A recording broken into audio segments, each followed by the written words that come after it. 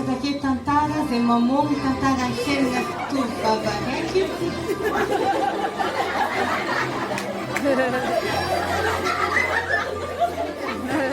Karaha io zany tantara ny tovovavy araiky. Voalohany izy amin'ny namana safidiny. Akeo zany efa anisany idirany be amin'ny hoavin'olo araiky. Araiky zao izy nisafidy namana barbo zay tonga azy tamin'ny ratsy. Fa araiky vavy amizay na dia nitaogno azy namany, izy nijanony matoky tamin'ny fampianarana jiaby efa hazony.